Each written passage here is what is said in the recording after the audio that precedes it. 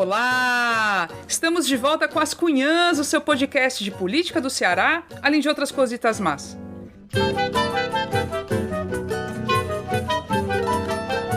Eu sou Camila Fernandes e, como sempre, estou ao lado de outras duas cunhãs jornalistas impactantes. A Ebeli Rebouças. Oi, Ebeli! E aí, minhas cunhazinhas? Mulher, impactante não. Agora eu tô impactada com o tanto de informação que tem nesse episódio de hoje, viu? Vocês vão ficar impactados também. Ouçam até o final. Promete. Episódio promete. E temos, claro, a Inês Aparecida, belíssima. Oi, Inês! Menina, bem banhadinha, olha, banhadinha, cabelinho lavado. É mesmo, né, Evelyn? É impactante o tanto de informação que a gente pegou, né, para esse Desvendando de hoje. Então, hoje voltamos a um dos quadros mais amados da podosfera cearense. Olha como eu tô enxerida, né? Me sentindo aqui. Pois vamos fazer mais um Desvendando, e o político a ser desvendado é atualmente pré-candidato ao governo do Ceará, o deputado federal Capitão Wagner, do União Brasil. Vamos trazer um bocado de coisas da vida e da atuação política dele, tá? Eita, que esse programa vai dar o que falar. Antes de começar, vamos à nossa campanha de financiamento. As Cunhãs é um podcast feito de maneira totalmente independente e mantido graças às assinaturas de cunhanzetes e curumins, lindos, maravilhosos, incríveis. Para se tornar um assinante, é fácil. É só mandar um pix para ascunhaspodcast@gmail.com ou contribuir pelo site apoia.se/ascunhaspodcast. A contribuição pode ser de qualquer valor, mas a partir dos R$10 por mês, o assinante recebe um episódio extra exclusivo e ainda participa da gravação pela plataforma Zoom. O próximo já vamos gravar essa semana, gente. Vai ser massa.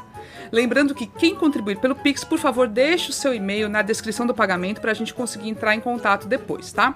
E não deixe de nos seguir nas redes sociais, Twitter, Instagram, YouTube. Somos As Cunhãs Podcast e nos favorite ali no seu tocador de podcast, né? Para não perder nenhum episódio, tá bom? Bora começar!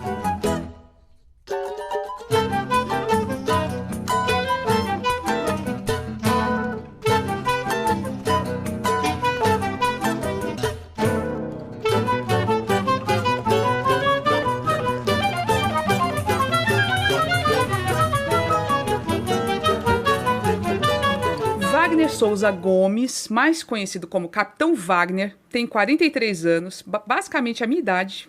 Eu sou uns meses mais velha que ele só, olha só.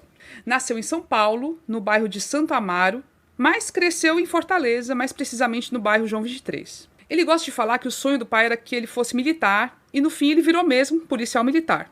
Como policial, fez curso de segurança pública da Academia de Polícia Militar General Edgar Facó, se tornando, assim, oficial. De lá para cá aconteceu muita coisa e ele se tornou a principal voz de oposição ao grupo dos Ferreira Gomes no Ceará. Como é que a gente pode começar a contar essa história, Ebeli? Mulher, é uma história que eu vou tentar aqui contar cronologicamente, né? Vou começar falando um pouco da atuação do Capitão Wagner como militar. E para isso eu conversei com duas pessoas bem autorizadas a falar sobre isso. Uma delas é o jornalista Demitri Túlio, que é repórter especial do Jornal o Povo e é ex-policial militar. Vocês sabiam que o Demitri era policial? Fiquei chocada quando eu soube, não imaginei. Eu sabia, eu já sabia. Mas não. Já foi policial, ele cobriu as greves da PM, ele tem interlocução com essa turma. E falei também com o ex-sargento da PM, Josué de Souza. O Josué ele participou da greve dos policiais de 97, no governo Tasso. E aí eu conversei com ele também, deu muita informação bacana. Pois bem, meu povo, é o seguinte, uma coisa interessante dita pelo Demitri é que o Wagner, ele se torna uma liderança meio por acaso. Ele não era uma liderança histórica, né, com um trabalho político mais organizado, que fez um trabalho de formiguinha dentro da polícia, não.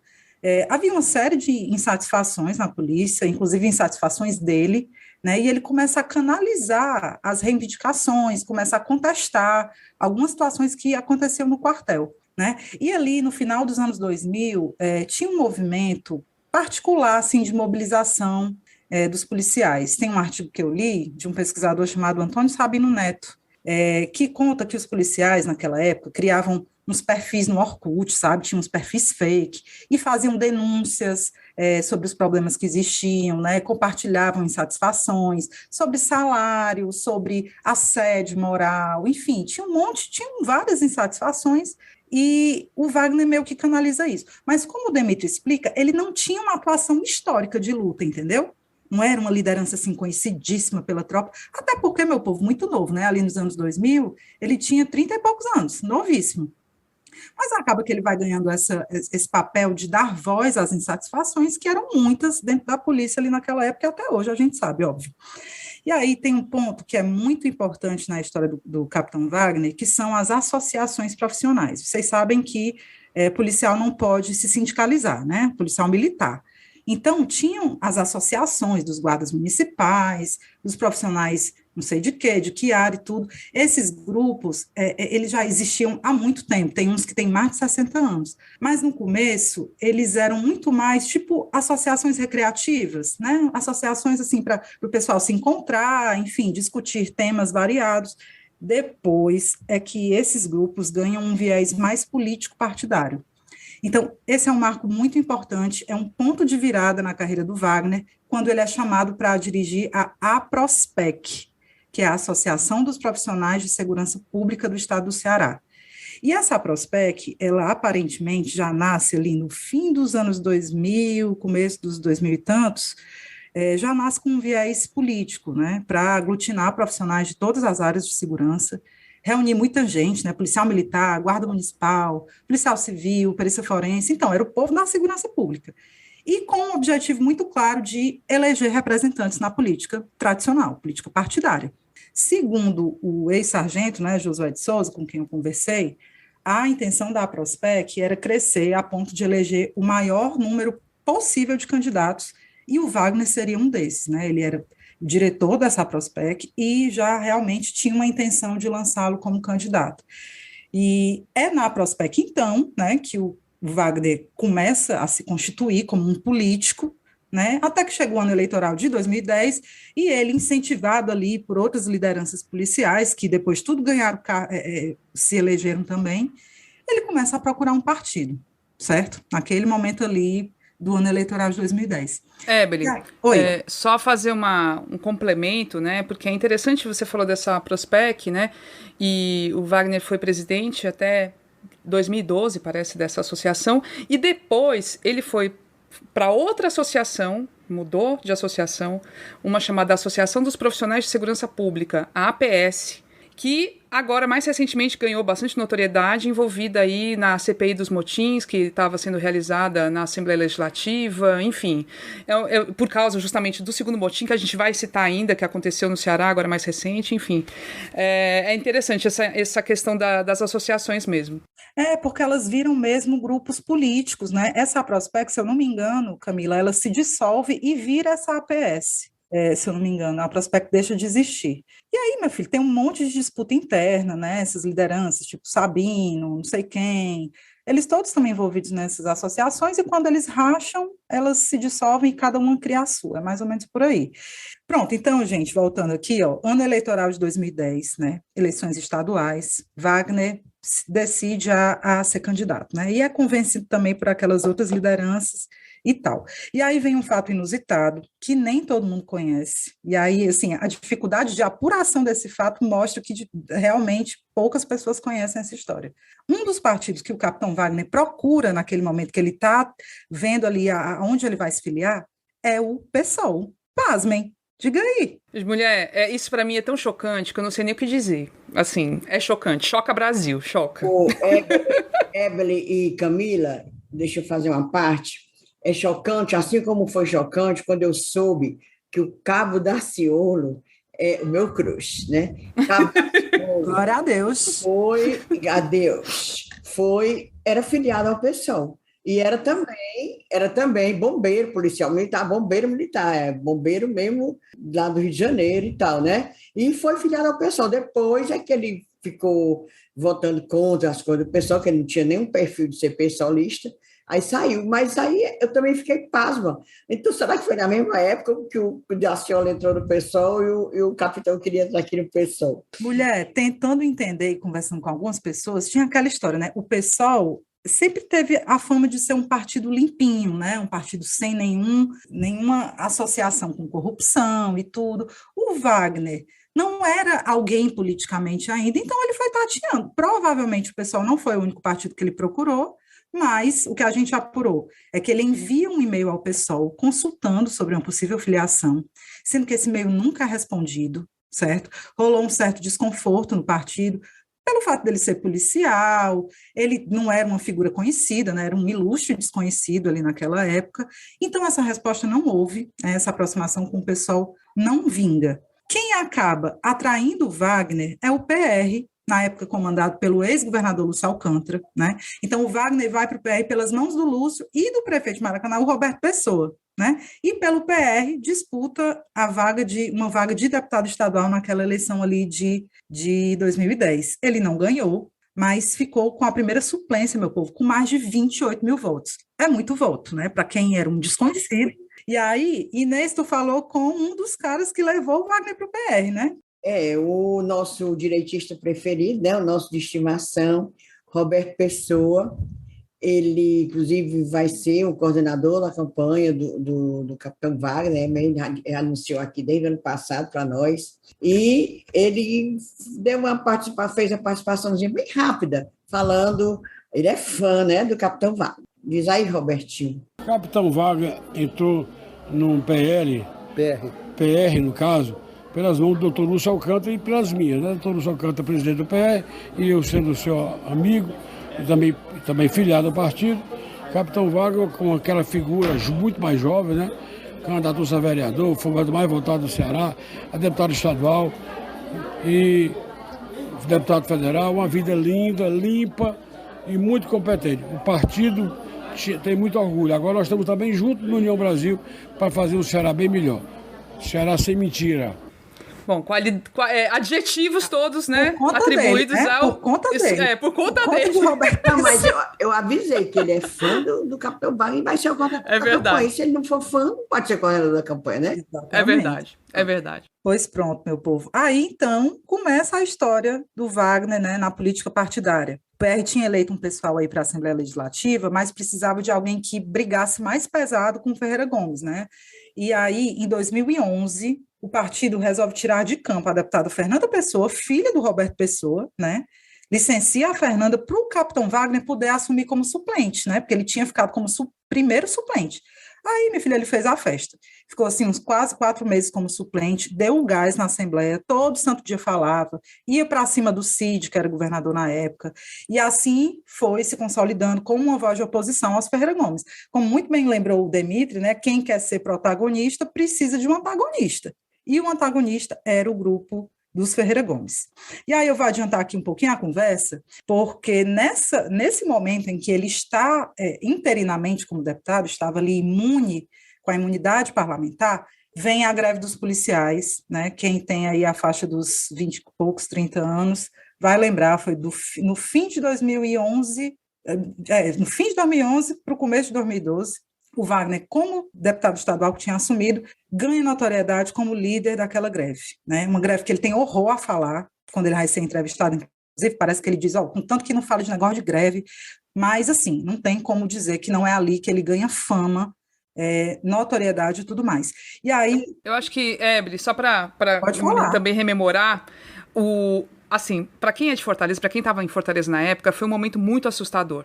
Parou tudo, foi um momento de muitos ataques também. Isso se repetiu depois no outro motim, né? Também aconteceu. Foi um momento de muita fake news também, que saía muita informação falando sobre ataques de marginais e não sei o quê. E no fim era a polícia mesmo produzindo aquelas informações. Enfim, eu lembro, eu estava de licença maternidade do meu filho, que já vai fazer 11 anos agora, né? O tempo passa muito rápido. Mas eu assistia, né? Era o dia inteiro a TV tendo que atualizar a rádio. Foi terror. Não tem outra expressão, eles tocaram terror. E aí, eu não sei se todo mundo sabe, a polícia militar é proibida de fazer greve, é considerada motim. Não é greve, não existe assim, não pode ser denominado greve, porque eles são proibidos, está lá na legislação deles, é proibido. Então, a gente não pode chamar greve, é motim. Motim da polícia. E, assim, teve muita confusão de fato, os caras armados, tinha uns que saíam encapuzados, tinha as fake news, né, de que a bandidagem estava invadindo os comércios. Gente, é um terror mesmo. E olha só que curioso, né? Passada esse motim, o Wagner, Wagner, que foi uma liderança ali naquele momento, ele chega a se reunir com o PSOL, sabe? Porque, assim, parte da esquerda, naquela época, compreendeu os motivos da greve, achava legítimo os policiais reivindicarem direitos. Obviamente não passaram um pano para esse terror, mas compreendia que, assim, até porque eles defendem a desmilitarização da polícia e acham que, enfim, que era legítimo, né, denunciar e reivindicar direitos trabalhistas. E o Wagner era tido por essa esquerda, a gente vai já detalhar melhor, como uma liderança do tipo sindical. Em determinado momento, o pessoal tenta se aproximar desses policiais para conversar, para entender as reivindicações, e o capitão Wagner chega aí a uma reunião na sede do PSOL, certo? Então, tinha essa aproximação, hoje em dia a gente acha inimaginável, mas eles chegaram a dialogar naquele momento. Sobre isso, meu povo, eu conversei com a Soraya Tupinambá, que foi dirigente do pessoal aqui no Ceará, já foi candidata a governadora, a deputada, e hoje ela faz parte dos setoriais ecossocialista e feminista do PSOL. Foi muito atenciosa com a gente e gravou um áudio falando um pouco de como ela conheceu o Wagner e um pouco da mudança de perfil dele de lá para cá. Bora ouvir? Conheci o capitão Wagner quando houve uma greve no final de 2011, início de 2012. Ele já era suplente de deputado estadual e em exercício. E eu me lembro que aquele momento foi muito importante para a projeção dele como importante figura que liderava no papel de mediador entre governo e a categoria de policiais. Essa liderança era muito marcada pela defesa da perspectiva corporativa da segurança pública. Era uma greve de policiais militares e bombeiros. E eu recordo que foi um momento muito delicado para a sociedade cearense. Havia nas ruas medo, terror, arrastões, o cenário era de lojas fechadas, a vida social foi fortemente impedida em sua normalidade, levando ao fechamento e também à inviabilidade de trabalho para outras diversas categorias. Tanto que o governador, à época, o Cid Gomes, teve que apelar para a segurança nacional e constituir estado de emergência, né?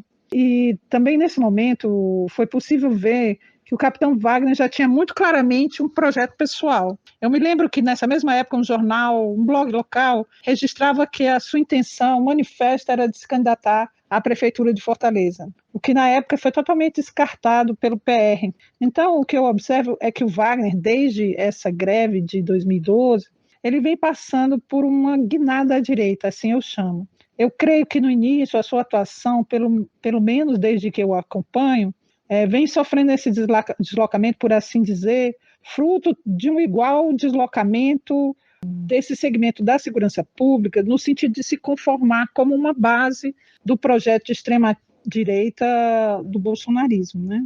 Desenvolvendo uma pauta conservadora, ligada ao recrudescimento da repressão. E essa pauta ela vai se somar àquelas que vão aflorar em 2013, no próprio processo eleitoral de 2014, conturbado, no antipetismo dos movimentos de rua de 2015, e vai acabar desembocar no impeachment da presidente Dilma.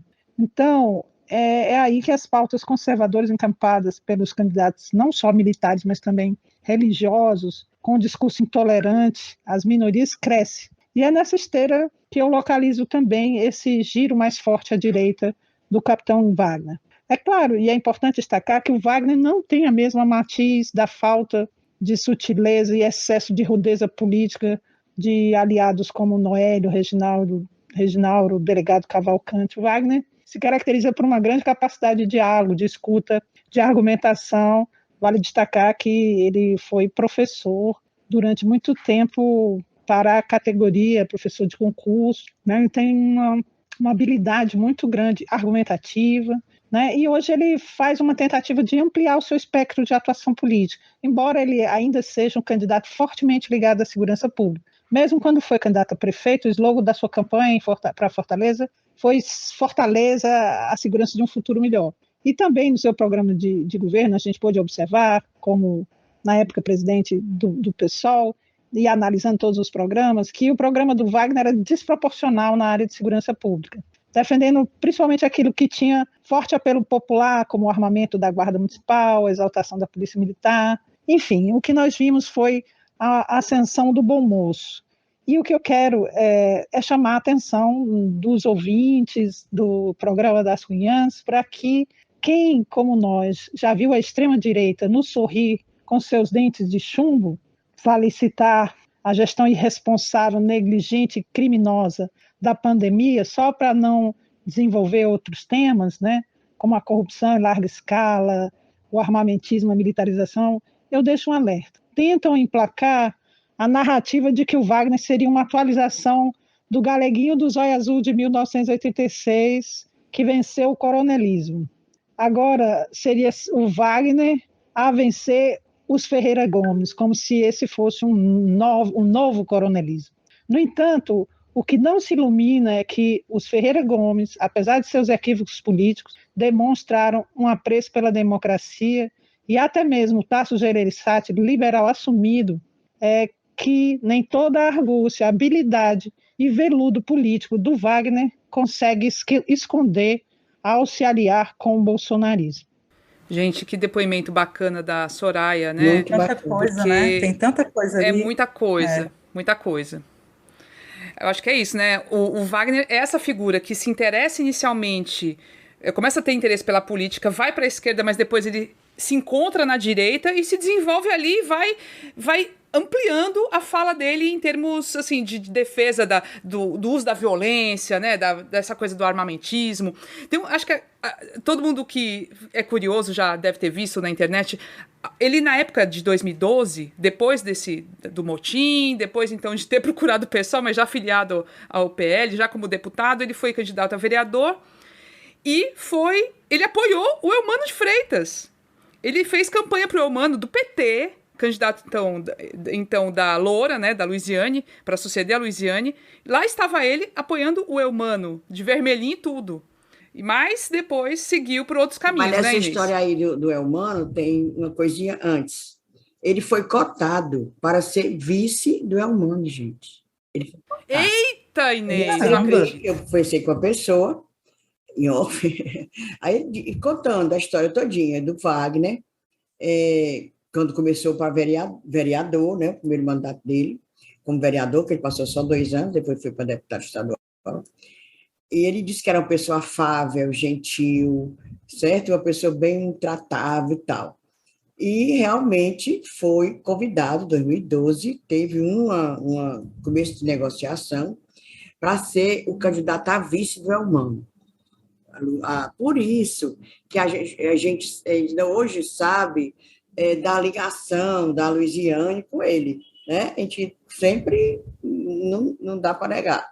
Ele foi convidado para ser o vice, depois não deu certo, acabou sendo o doutor Mourão Cavalcante, que morreu recentemente, que era professor da UFC, médico, psiquiatra e tal, acabou sendo ele, mas ele foi cotado. E também essa relação do capitão Wagner com os progressistas ou a esquerda também se deu no primeiro motim, que quem fazia a interlocução era Chico Lopes, vereador Chico Lopes, de qual partido? PCdoB, Partido Comunista do Brasil, certo? Como vocês falaram aí anteriormente, que digamos assim, os partidos mais à esquerda, os progressistas, viam em algum momento com bons olhos as reivindicações da categoria, né? Então, lá vai, sabia que ia descambar para outras coisas. Pois, com essa história de chamar o Chico Lopes para fazer a ponte, digamos assim, também o capitão Wagner deu umas flertadas com o PCdoB. O PCdoB, aliás, até chamou para uma filiação e acabou também não dando certo. Por quê? Porque o capitão Wagner começou... As pessoas que conhecem ele, como esse contemporâneo dele me contou, disse que ele não era dessa extrema-direita, sabe? Essa radicalização dessa direita. Não, ele tinha pautas conservadoras, por exemplo, contra o aborto, sabe? E tal, mas não era, assim, um extremista da direita. Essa pessoa com quem eu conversei disse que faltou espaço para ele. Aí até ele perguntou assim, quando não tem espaço no lugar, você vai para outro, né? Essa é a desculpa que ele dá, né? Depois eu quero comentar isso. Tem espaço na esquerda e tal. Ele, como, por exemplo, o pessoal nem respondeu o e-mail dele e tal, mas ele foi para a direita. Mas eu acredito, isso aqui é interpretação minha, que ele viu que era um bom negócio, né? Você se apegar com aquela pauta, com aquela agenda da extrema-direita. O Wagner, ele entrou, é bom a gente lembrar, que ele já entrou como vereador com uma votação bombástica, né? Ele teve 43.655 votos, quando, na época, o quociente eleitoral era entre 27 e 28 mil votos. Ou seja, ele sobrou, derramou votos, tanto que levou gente com ele. Ele levou, na época, o vereador Márcio Cruz, com 3.193 votos. Caramba! Isso foi Isso em 2012, né, Inês? Isso é a primeira vez que ele foi ser vereador, certo? Aí ele levou o Márcio Cruz, agora parêntese, que o Márcio Cruz depois ficou intrigado com ele. Tentei muito falar com esse ex-vereador Márcio Cruz e com a mulher dele, que agora é vereadora Ana Paula, enfermeira, não consegui. Acho que eles não querem falar sobre essa desavença com o Wagner. Pois é, o Márcio Cruz entrou na rebarba do Wagner, que foi eleito com 43 mil votos. Ele, continuando, ele é a pessoa que me falou, ele era gentil, elegante, procurava ampliar os assuntos, ou seja, não era só segurança, tá entendendo? Transitou com o pessoal da esquerda, papapá. E o principal enfrentamento era realmente o Ferreira Gomes, Cid Gomes.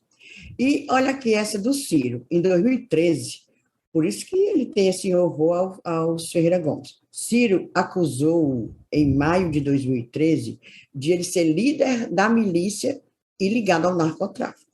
O capitão Wagner, inclusive, ficou, claro, muito zangado e disse que ia procurar, ele nem estava aqui em Fortaleza, quando falaram isso, ia procurar assessoria jurídica para processar o Ciro.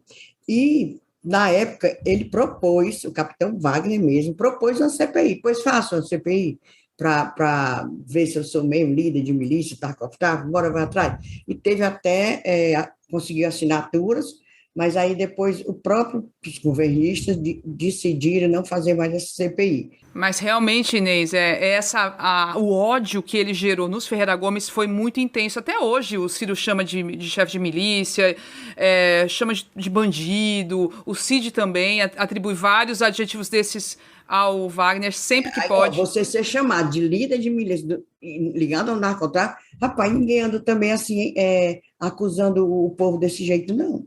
Eu acho, eu sou contra, tá entendendo? Não, mas é dentro do exagero das falas do Ciro, né? Ele não tem uma fala mediana, assim, ou é tipo, que nem o Lula é bandido, assim, também quase praticamente ele assume o discurso bolsonarista, de chamar de presidiário, aquelas coisas. Época, é bem do mesmo nível.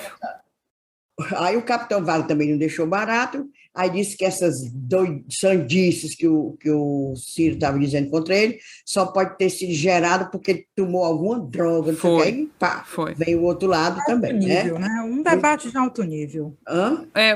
Um debate de alto nível. É baixo nível mesmo. Aí ainda estou aqui com ele, vereador, e também ouvi o vereador, que foi contemporâneo dele, Guilherme Sampaio, do PT. O Guilherme era o líder da oposição e o Wagner, capitão Wagner, era o vice-líder. Ou seja, eles tinham muita conversa, né? Porque um líder e outro vice-líder, a maneira amiga. E o Guilherme Sampaio também me disse que era uma pessoa muito gentil, de fácil trato, e disse que uma pessoa assim, sabe, de um trato maravilhoso. Isso eles eram contra a prefeitura. O Guilherme Sampaio, o líder, e ele o vice-líder. Menino, aí o Guilherme disse assim, olha, pode dizer, foi uma das maiores decepções da minha vida, foi quando eu vi o capitão Wagner levantar essas bandeiras esquisitas da direita, essas exageradas. Ele pode dizer isso, porque o Wagner que eu conheci não era assim. Era uma pessoa super tratável, uma pessoa realmente muito mais para o centro e tal, direito, mas não era como ele é, como ele se fez. E também, como o outro contemporâneo dele falou, disse que foi uma questão de oportunidade, oportunismo. Tá entendendo? Ele não achou espaço aqui no lado da, digamos, esquerda, progressista, aí se bandiou para a direita, que estava num bom momento, né? Essas coisas de evangélico e de segurança e tal. Mas o Guilherme Sampaio falou, pode dizer que foi uma das maiores decepções que eu tive na minha vida. Gente, pois eu queria comentar e complementar essa avaliação do Guilherme, porque é o seguinte, porque o discurso dele eu não tive espaço na esquerda, né, o discurso que ele pode querer defender, não tive espaço na esquerda, fui para a direita. Gente, não é bem assim, né? De fato, ele tem, né, esse veludo político, como diz a Soraya, ele não é um tosco, ele não é um delegado Cavalcante, ele não, pelo menos até a pandemia, né, porque durante a pandemia ele, assim, começou a atuar de uma forma e a copiar o que há de pior no bolsonarismo. Mas até então, ele era um cara que tinha se aproximado da direita, mas não tinha essa tosqueira, essa agressividade tão ruim e tão odienta da extrema-direita. Mas o que vai acontecendo? O Wagner, ele vai dançando conforme a música. Você tinha um momento ali, pré-2013, como a Soraya relata, em que a polícia militar, o discurso não estava tão cooptado pela direita. A partir dali que começa o antipetismo, né, a radicalização, as pautas de direita ganhando força, a ascensão propriamente da direita, ele vai caminhando oportunamente, né? E aí tem uma leitura que se faz, é que ele volta ao lugar de onde talvez ele nunca quisesse ter saído, que é esse conservadorismo, é esse bolsonarismo. Quando surge o bolsonarismo, ele se apega àquilo ali e mostra a verve dele, sabe? O capitão Wagner foi uma pessoa de esquerda, eu acho que ele flertou com algumas pautas, ele flertava com o diálogo, né? Ele tem um certo equilíbrio, é uma pessoa, como até uma colega minha diz, é engraçado, que ela disse que teve com ele, assim, em 2012, num momento profissional e tudo mais, anos depois encontrou com ele lembrou dela pelo nome, a cumprimentou elegantemente, sabe? E isso eles de partidos adversários, né? Tempos depois, encontrou ali numa outra situação também, falou muito educadamente. Então, ele tem não tem essa rudeza típica da extrema-direita, mas ele vai dançando conforme a música. Então, não dá para se iludir, o Wagner, por pouco, não é alguém de esquerda. Eu não acho, né? Se o pessoal tivesse respondido aquele e-mail, quem sabe o Wagner tivesse... Não, como ele é um cara extremamente corporativista e a tropa, né, a base militar, ela vai sendo cooptada para a direita, ele foi Com junto. certeza. Ele jamais teria, né, a iniciativa de ir contra a tropa, de peitá-los, de brigar. Não, ele foi aderindo numa boa, sem o menor peso na consciência. O fato é, desde 2010, então, ele já disputou 6 eleições, inclusive de prefeito, 2 vezes, né, tendo sido derrotado, mas em 2018 ele se elegeu muito bem para deputado federal, e de lá para cá aconteceu um novo fato muito relevante, que foi o novo motim que pegou ali o governo Camilo Santana.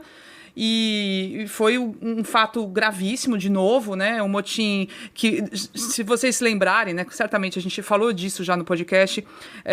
O senador, então, hoje ainda senador, Cid Gomes, lá em Sobral, foi contra o motim, foi lá reclamar do motim, pegou uma retroescavadeira e se colocou para tirar os amotinados que estavam ali ocupando um pelotão, né, da polícia militar, e levou 2 tiros.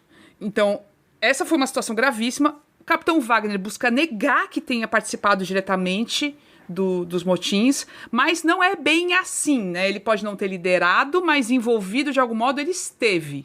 Né? E esse é um ponto que acho que assim macula bastante. Isso foi usado bastante na eleição de 2020 contra ele, esse envolvimento dele no motim, essa coisa de tipo, ele gera medo na população, porque aquilo novamente gerou medo, novamente teve criminalidade na rua, novamente teve ameaças, assim como 2011 para 2012.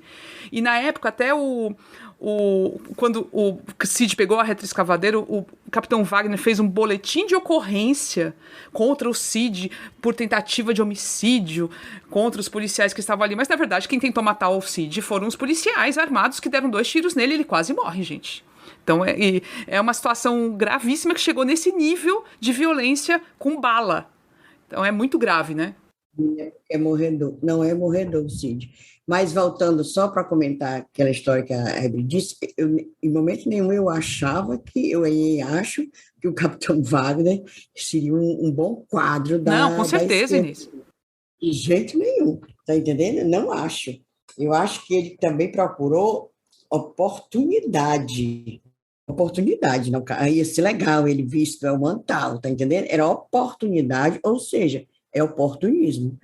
E ele ficou, aí o qual foi a porta bem que se escancarou? Foi essa direitona que ele abraçou, bem abraçadinho e beija com unhas e dentes todas essas pautas. Sobre essa greve, né, de 2020, que o Wagner fez de tudo para fugir, chegou aí para Brasília, disse que nem aqui estava, disse que teve um racha dele com o Cabo Sabino, que esse sim estaria, menino, uma confusão grande. Mas, de fato, esse está sendo um assunto muito explorado, né, pelo PDT. Ele não consegue se livrar dessa pecha de líder de motim, não consegue, é difícil, ele tenta não falar sobre aquela greve de dois. E olha só, um fato que é curioso, a gente está falando da de 2020, mas puxando um pouquinho para a greve anterior, de 2012, eu fiquei sabendo, conversando com esse sargento da polícia, o Josué, que naquela greve ele tentou por 2 vezes acabar o movimento, e não teve liderança suficiente na época para acalmar os ânimos da tropa, e não conseguiu, porque uma das questões que eram negociadas era uma anistia para policiais que tinham sido expulsos na greve de 97, e por ele, segundo me contou esse sargento, o governo aceitando essa anistia, beleza, estava acabada a greve. E os policiais não queriam, porque diziam que a anistia não botava comida na mesa. Então, o Wagner, e aí eu queria só fazer esse comentário, às vezes me parece que ele é muito mais um porta-voz, né, um cara que está ali para defender a categoria, né, um cara corporativista, do que um líder.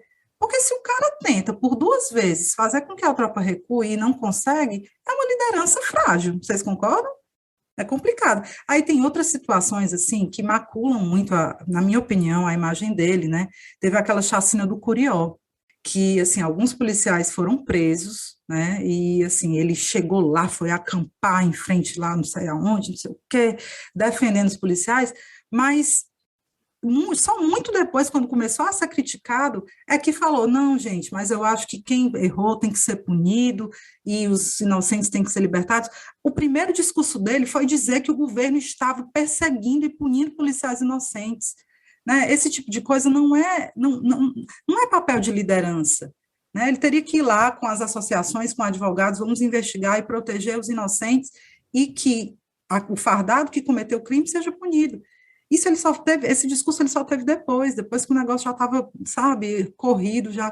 Então, assim, tem essas contradições e que mostram um pouco de fragilidade, eu acho. Eu ia falar justamente Paula, isso, Hebe. Parece que ele não tem muita convicção ideológica, né? Ele vai sempre indo pelo, sei lá, com a maré, parece. Não sei, ele quer agradar o setor e depois ele vê que não é por ali, vai para outro lado. Camila, e ele não pode mais sair, Camila e Evelyn, ele não pode mais sair desse caminho que ele se meteu. Ele não pode mais sair. Como é que ele vai sair? Ele não pode mais sair, ele tem toda essa pecha, né, que já vem com ele, ele não tem mais esse rótulo, ele não tem mais como sair. E eu quero saber como é que ele vai fazer, porque, além de tudo, agora ele está uma situação difícil, se ele continuar bolsonarista. Ele vai ter a desculpa que a União Brasil tem candidato, né, que é o Luciano Bivar. Mas ele tem ainda a bola bem pesada, aquela arrastando de ferro nas canelas dele, puxando que é o Bolsonaro. Vocês lembram bem 2020? Lembrado. 2020 ele negando de todo jeito que era bolsonarista, o Bolsonaro foi na live dele e mostrou, meu candidato no Ceará, lá em Fortaleza. Capitão lá. Então, ele está carregando isso. Ele vai querer se safar um pouco tem com jeito, não. esse bico. Mas não é a questão do Bolsonaro, é toda a ideologia bolsonarista, todo conservadorismo, né, conceito bolsonarista que ele tem. A atuação dele durante a pandemia, para mim, é o que mais marca essa versão bolsonarista do Wagner, embora ele não seja um bolsonarista raiz, né? O que mais marca. Gente, assim, as coisas que ele fez, assim, criticando os hospitais de campanha, eram os mesmos métodos, espalhava notícia falsa, compartilhava notícia falsa de que o Camilo teria defendido o uso da cloroquina no Estado, era tanto absurdo, sabe, que você ficava, gente, esse é o Wagner do passado. Eu me lembro do Capitão Wagner no começo, ele era um cara conservador, mas ele não tinha essa verve radical, né, do bolsonarismo. De fato, ele comprou, parece realmente que ele se encontrou, como a leitura que um colega fez, porque na pandemia, assim, foi o auge, ó, meu povo, foi o auge dessa pior versão, assim, na minha opinião. Vamos falar da vida Ai, ai. parlamentar do homem, Inês? Tu Bora, levantou bora. os gastos dele lá na Câmara dos Deputados, né? Como é que tá? Foi assim. Agora a gente tem uma estagiária, né, na Câmara É uma Federal. estagiária de luxo. Que luxo, meu filho, porque eu queria saber essa história de gastos, aquele cotão e tal. Aí pedi a estagiária, né? Lógico. Aí a estagiária me passa os seguintes dados. No somatório, o capitão Wagner gastou, desde o primeiro ano do mandato, ou seja, 2019, R$ 1.323.130,75 com o chamado cotão. É a verba que eles têm, cada deputado tem direito, certo? E dependendo do estado, por exemplo, no Ceará é 43 mil e tanto cada deputado, vai depender de cada estado. Por exemplo, o Acre é mais, porque é mais longe, porque aí inclui também a passagem, certo? Mas no Ceará é na faixa de 43 mil e uns quebrados. É um dinheiro Esse bom, valor né? que ele gasta é bom, por mês, né, Oh, minha filha? Esse valor que eu falei aí, 1.323.130,75 que cobre de janeiro de 2019 até março desse ano. Ainda falta abril, maio, não está emitido aí não, certo? Aí, lembrando que ele tirou 2 licenças de interesse particular nesse mandato, 2. Ele só tem um mandato como deputado federal, ele tirou 2 licenças. E agora a segunda ele iniciou em março desse ano, certo? 120 dias. Ele tira 2 dias de saúde, aí depois tira 118 dias de interesse particular. Aí esse gasto de 1.300.000 é pouco? Você me pergunta. É muito? Eu considero que é muito, porque durante a pandemia, vamos se lembrar que a pandemia, que se arrastou por praticamente 2 anos, a Câmara estava trabalhando remotamente. De onde é que gastou 1.323.000, né? Porque é muito. Eu conversando com a estagiária, perguntando, isso é muito? É. O cotão, que é a tal de verba de desempenho, esse dinheiro aí é gasto com passagens aéreas, com deslocamento do deputado, né? E pode ser também para alugar carro, para alugar aeronave, táxi, Uber, gasta com comunicação, e inclui também a conta do telefone, internet, correio, a divulgação e a comunicação, né, do mandato. E a manutenção do escritório do parlamentar no estado de origem, certo? Agora, tem uma coisa estranha, que muitos deputados pagam despesas com consultoria, estudos técnicos e pesquisa de natureza socioeconômica. Por que é estranho? Porque a Câmara Federal dispõe do mais qualificado corpo técnico do estamento burocrático brasileiro para oferecer consultoria e estudos técnicos aos parlamentares. Ou seja, não precisa tu gastar, o deputado não precisa gastar, mas eles botam lá. Aí é que mora o perigo, certo? Esses assessores lá da Câmara mesmo, que eles contratam sem ônus, que esses técnicos já são pagos pela Câmara. É a nata da nata do serviço público, certo? Eles são organizados por núcleos temáticos, muito bem remunerados, e atendem à elaboração até de discurso do parlamentar, certo? Um ex-servidor que trabalhou lá 25 anos, a minha estagiária contatou esse servidor, trabalhou 25 anos na Câmara, contou que nunca viu um parlamentar pedir um estudo técnico fora da consultoria legislativa. Então, quando se pesquisa, a gente, eu, você, os nossos conhecidos e curumins, como cidadã, as despesas dos parlamentares, e a gente olha um item como esse, a pessoa estranha, um item de contratar consultoria, sem necessidade, tu está entendendo? E é sempre um valor mais alto dessas despesas, essa tal de consultoria, entre aspas, que já tem a consultoria lá. Por exemplo, em janeiro e fevereiro de 2022, o capitão pagou R$10 mil de consultoria. Em 14 de março, ele entrou de licença de 120 dias. Em 2021, ele pagou em janeiro, junho e agosto R$ 25.500 de serviço de consultoria para uma microempresa aberta em abril de 2014, que tem como dona responsável uma dentista. Olha aí, legal, né?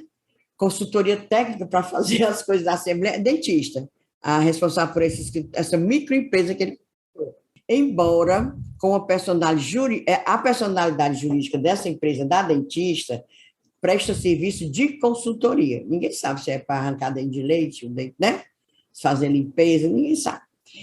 Em setembro, só há uma empresa em setembro, essa foi aberta em 2018, em setembro de 2021, ele pagou R$30 mil. É também uma microempresa como a da dentista, certo? Mas essa é pesquisa e coleta de dados. Em outubro e novembro do ano passado, ele pagou R$60 mil, a outra microempresa. Essa é registrada como assessoria jurídica e legislativa, aberta em 2015. O cotão tem valores, como eu falei, diferenciados por estados em razão da diferença de preço das passagens aéreas. O cotão do Ceará, repetindo, é de R$ 42.451,77, certo? Menos do que o Roraima e Amazonas, que são mais longe, e aí cada deputado ganha mais um pouquinho. Os deputados do Distrito Federal não pagam passagem aérea, o cotão é só de R$ 30.788. Agora eu vou falar um pouco da produção legislativa do capitão nesse período que ele está na Câmara Federal. Afinal, a gente tem que saber o que ele está fazendo, né? Fora tudo isso, fora os gastos, quais são os projetos, né? O que ele tem feito. E ele é bem atuante, isso não dá para negar. Ele é bem diferente do que foi o Ciro Gomes. O Ciro gosta de falar, não dá para fazer nada. O Wagner faz, ele é bem ativo mesmo. E ele tem uma produção ampla, né, que tem não só projetos de lei, mas emendas parlamentares, projetos de indicação, enfim, várias emendas. E entre os projetos de lei de que ele é autor, tem um foco, né? Com mais clareza, ele foca em alguns assuntos. Mudanças no Código Penal, para tornar mais graves alguns crimes, projetos que visam beneficiar profissionais da área de segurança e projetos sobre questões habitacionais. Olha que interessante, relacionados, por exemplo, à Minha Casa Minha Vida. Então, ele teve, ao longo de toda a legislatura, né, que começou no comecinho de 2019, ele apresentou 47 projetos de lei em que ele é ou autor ou coautor. E muitos outros, né, de outras formas, ele teve outras atuações. E teve 2 projetos aprovados. Um que institui a Loteria da Saúde como nova modalidade de loteria para destinar recursos para o SUS, e outro para disponibilizar ajuda para pessoas que têm deficiência ou mobilidade reduzida, para que elas tenham acesso a carrinhos para se mover em supermercados, enfim, mas esse ainda está à espera do Senado, ainda vai passar pelo Senado. Alguns projetos... Tem por exemplo, que altera o Código Penal para incluir homicídio qualificado contra autoridades de segurança pública e contra seus parentes. Isso ainda não foi para frente, ainda está sendo discutido lá. Um que garante aos beneficiários do programa Minha Casa Minha Vida ou Casa Verde e Amarela, que tenham sido expulsos de suas residências, né, sob ameaças de organizações criminosas, o direito à rescisão de contrato, com restituição das prestações. Também está à espera de relator, não foi para frente ainda. Enfim, tem vários projetos, né, que ele tem atuado, tem um que altera a lei, que altera o Estatuto da OAB para que os profissionais de segurança possam advogar em causa própria. Também não foi para frente, ainda está caminhando lá na burocracia da Câmara Federal. E até medidas como um projeto para determinar que homicidas sejam responsáveis pelo pagamento de pensão vitalícia a filhos órfãos da vítima, né? Também não foi para frente, bem estilo, bem populista de medida, né? Como seria o pagamento disso, né? Enfim, mas não foi para frente. Agora, além da produção legislativa, acho que é interessante a gente olhar os bens do Wagner, né? Então, o capitão Wagner, ao longo dessa vida como político, né? Desde 2010, toda eleição ele tem que apresentar uma declaração de bens. Na primeira eleição, lá em 2010, ele tinha 2 imóveis, ele declarou ter 2 imóveis, que somados valiam R$130 mil. Inclusive um imóvel lá na área onde ele cresceu, João 23, e um outro no Maracanaú, que ele estava financiando, e pronto, era isso que ele tinha. Na última eleição de 2020, o patrimônio dele já estava bem maior, já eram 4 imóveis e diversas aplicações financeiras que somadas davam quase R$ 1.300.000. Ou seja, quase 10 vezes mais o valor. Lógico que a gente teria que fazer aí uma atualização da inflação e tudo, né? Não daria para dizer que é 10 vezes mais, mas certamente ele fez uma boa opção ao escolher a política, porque como policial ele não chegaria a esse patrimônio, né? E por fim, uma outra questão muito curiosa na vida do Capitão Wagner, gente, que eu realmente não sabia. Ao fazer essa pesquisa que eu descobri e fiquei cheia de curiosidade. Em 2017...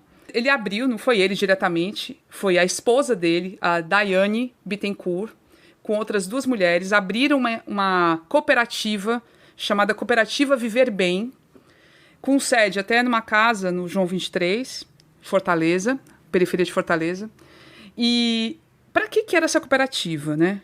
Essa cooperativa foi criada para apoiar policiais, sobretudo policiais, mas ele falava assim, servidores de um modo geral, né? Servidores públicos de um modo geral.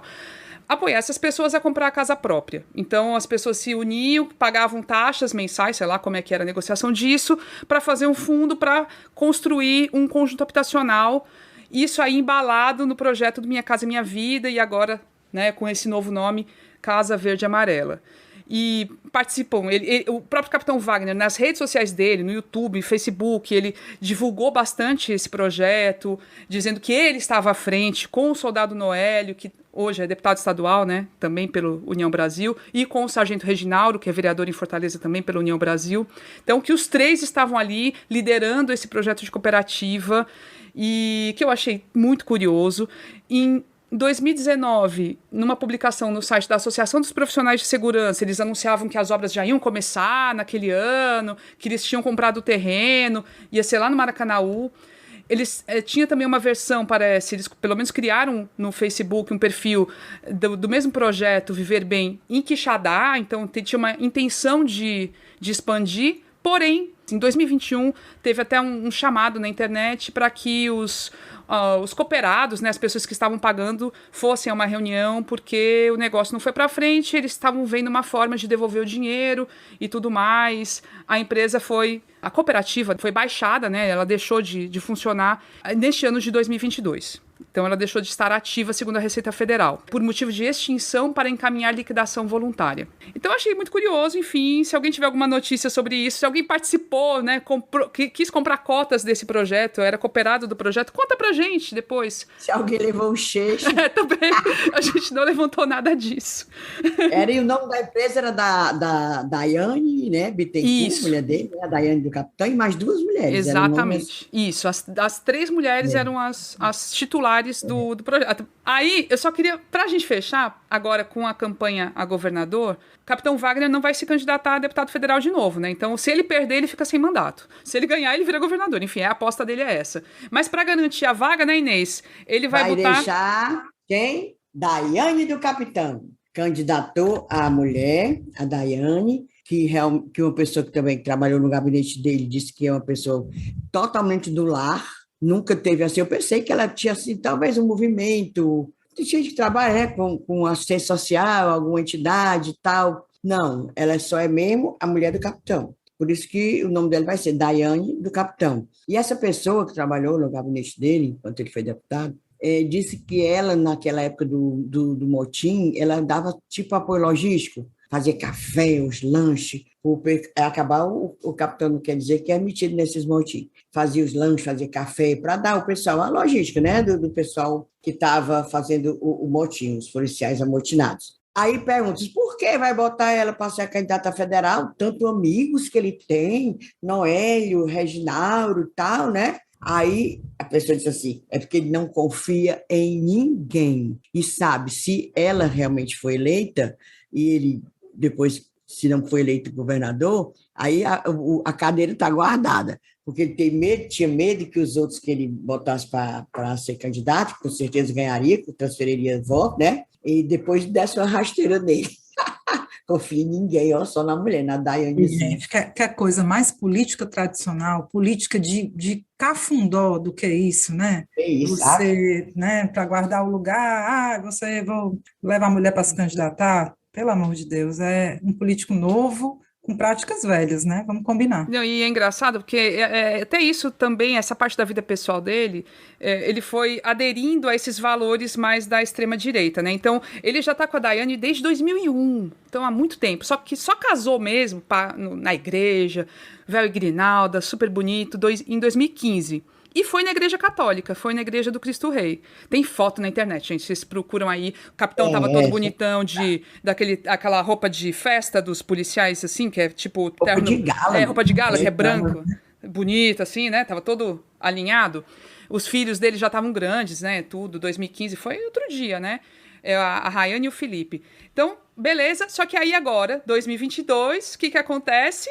Foram lá os dois, casalzinho, renovar votos no Rio Jordão, se batizar, que igual o Cramunhão fez, imitando o Cramunhão. Ou seja, né, gente? Essa água do Jordão tá muito poluída, não piso meus pés lá.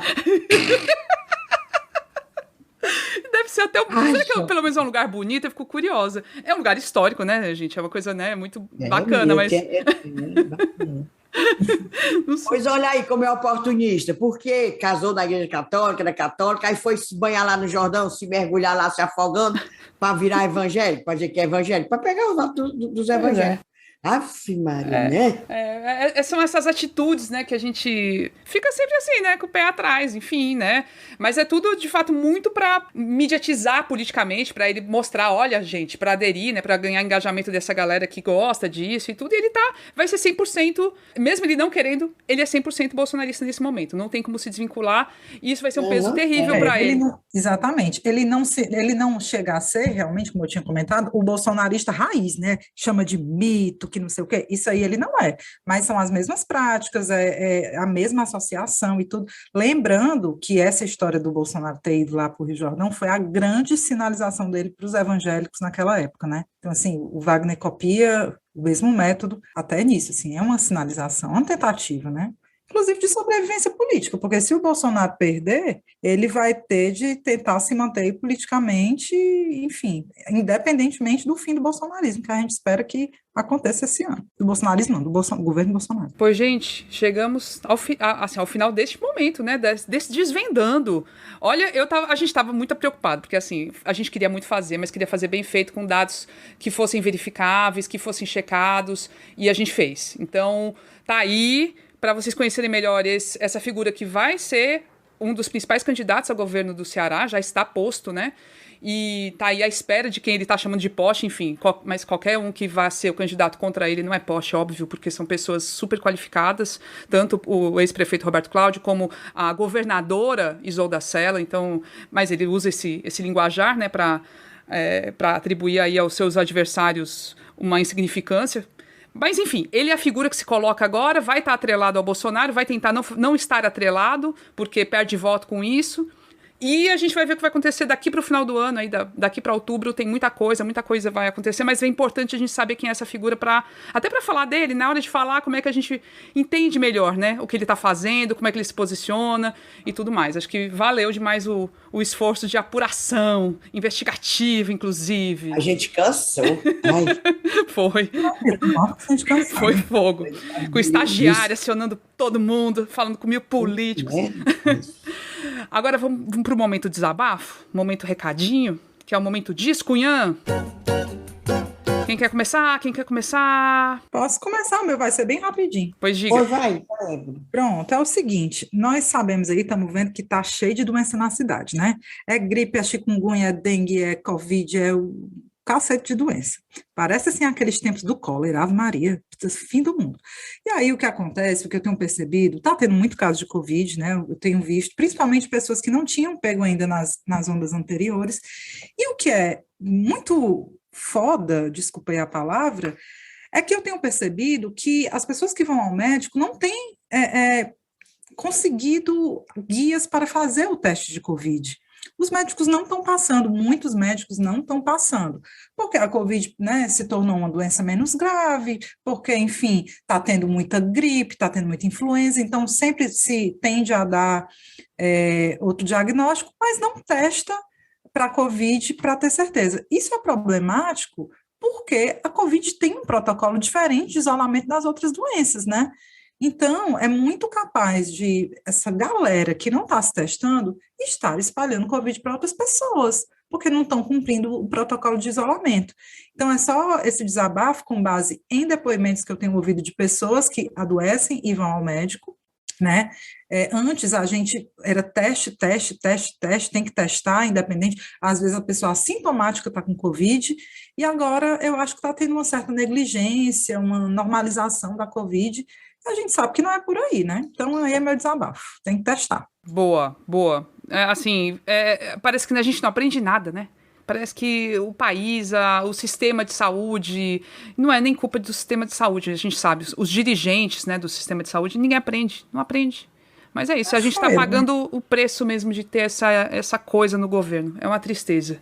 Diz Inês, diz Cunhã. Vou aproveitar, já que você disse que a gente é a consequência desse coisa do governo, fazer meu protesto, profunda tristeza, contra a morte daquele cidadão lá em Sergipe, morreu assassinado, né, pelos policiais da rodoviários federais, aqueles de Sergipe, que mataram o rapaz tipo numa câmara de gás.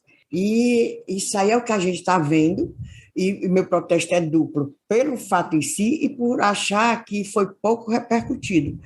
Será que a gente já está normalizando, acha que é certo isso, desde esses absurdos acontecerem, essas mortes, essa violência gratuita, assim como esses 2 policiais, aí aquilo me chocou demais, meu protesto, e mais uma vez eu atribuo a esse momento que se vive, esse momento de exacerbação da violência, de todo tipo de violência, eu achei aquilo triste. E depois eu mando meu cheiro, mas é esse o meu descunhado. E soma com a chacina lá no Rio de Janeiro também, né? 22 mortos pela polícia. Vão dizer que é tudo bandido. Certo. Mas aí, assim, no Brasil a gente tem pena de morte, é assim? Os caras chegam e metralham a cara da pessoa e pronto, e fica desse jeito? Mas não era tudo bandido. Com certeza não era. Cara que era ex da Marinha, ex-oficial não, sargento da Marinha, ou era cabo, era da Marinha. E agora estava estudando para ser segurança e tal, via com as apostilas dele na mão, nada. Tinha um bebezinho de 2 meses e tal. Não era todo mundo bandido. E mesmo que fosse. E se fosse bandido, não é para se matar assim, que aqui não tem pena de morte. Pois é. Aí eu vou falar também, o meu é sobre violência, uma outra violência, a violência política, né? Há poucos dias eu peguei na ADUF, sindicato, do qual eu sou sindicalizada, né? Um adesivo para botar no carro, uma coisa bem assim, tipo, título de eleitor na mão e fora Bolsonaro. Uma coisinha bem singela, botei no carro. E aí a minha filha dirige, né? Saiu com o carro e disse que não sabe quem, não viu quem, mas deram uma porrada no carro. Minha nossa. E ela ficou... Sério. Ela ficou super assustada, desceu, tirou o adesivo e pronto, não tenho mais o adesivo no carro. Mas isso se soma a um outro relato que eu ouvi de um Uber esses dias, que também disse uma situação parecida. Um irmão dele tem um sex shop há muito tempo em Fortaleza, funcionava num local tradicionalmente, há mais de 15 anos, ele falou, e ele teve que fechar a loja física, fechou, não foi por causa da pandemia, não foi por causa de crise financeira, foi por ameaças. Começou a receber ligações na loja com ordens de que fechasse aquilo, que aquilo é errado, que aquilo é coisa do demônio. E porque senão iam matar, iam chegar lá e matar, e acabar com tudo. E aí agora ele mudou de endereço e funciona de maneira virtual porque tem medo. Então, assim, a gente está vivendo um momento muito grave. Essas coisas, assim, querem calar as pessoas e impedir que as pessoas sejam pessoas livres, assim, no sentido da liberdade, no sentido da vivência normal da sociedade, de expressão, de opinião, sabe? Querem isso a base da bala, a base da violência física, tá? Isso é muito, muito grave. Eu fico assustada mesmo. A gente não vê adesivo do Lula ainda na rua, e é por causa disso. É pelo medo, as pessoas estão com medo, sabe? Então, vamos ficar atentos, vamos denunciar. Eu espero logo poder botar adesivo. Eu quero me manifestar. Eu quero me sentir assim. Porque a gente tem medo dessa minoria violenta. A gente está com medo da minoria violenta. Pois é. Eles assustam, eles fazem isso para assustar. Querem ganhar desse jeito, na base da ameaça, da bala. Então, assim, é triste, gente. É muito revoltante. Eu acho que, enfim, de algum modo a gente vai ter que reagir conjuntamente e enfrentar o medo também. Mas é fogo. Como é que você vai deixar, sei lá, pensar que minha filha, quando ela falou assim, mulher no carro já é foda, aí ainda tem um adesivo desses, os caras vêm pra cima, não sei o que. É verdade. Ai, que mundo que a gente tá, viu? Puta merda. Vamos dar beijo. Vamos, pra alegrar. Bora, Inês, diz seus cheiros. Beijo para Janaína Pereira. A Evelyn já mandou o cheiro para ela no outro episódio, mas não sabia o sobrenome. Evelyn, o nome dela é Janaína Pereira, viu? Muito obrigada pela apuração, Inês. Ela mandou. Olha, a Janaína Pereira, que a Evelyn se encontrou e não se lembra do meu sobrenome. Pronto. Mas eu estou mandando beijo para ela, mas ela mandou um recado. Ela não queria receber beijo de novo, não. Ela mandou dizer que ela pediu para divulgar que a Clínica Escola de Odontologia da Unicristos recebe pacientes da comunidade. Toda quarta-feira, ou seja, amanhã, tem triagem para retirada dos dentes siso. Ei, negado, os dentes siso estão doendo? Para que nasce dente siso? Isso é só para arrancar. É para arrancar. Aí diz que vai acabar, daqui a gerações, os humanos não vão ter mais isso. Aí ela disse que amanhã, toda quarta-feira, tem triagem para retirada dos dentes sisos. Quem tiver aí com aquele bicho latejando, pode ir lá na Clínica Escola de Odontologia da Unicristos.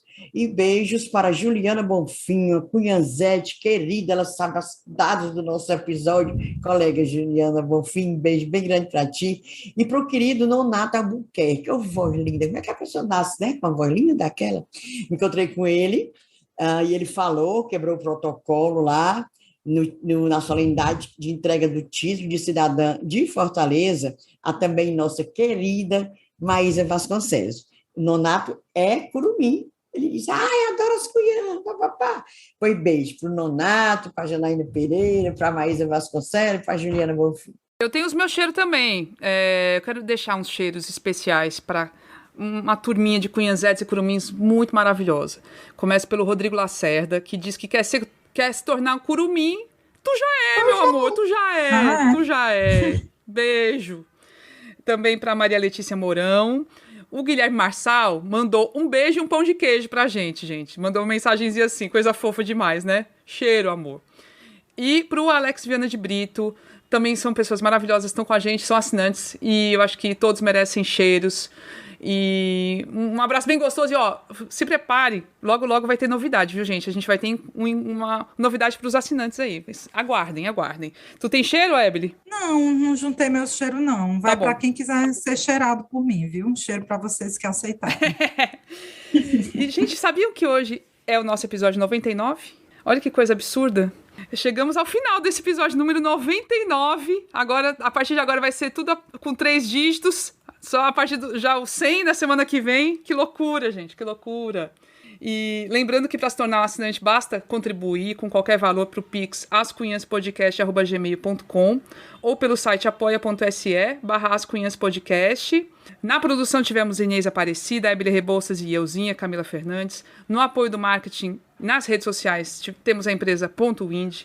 E a trilha sonora é feita com a música Barroada Gagá, da banda Breculê. Meu povo, semana que vem então número 100 no ar. Boa semana para todo mundo, fiquem bem, viu? Cheiro. Beijo, galera. Abraços.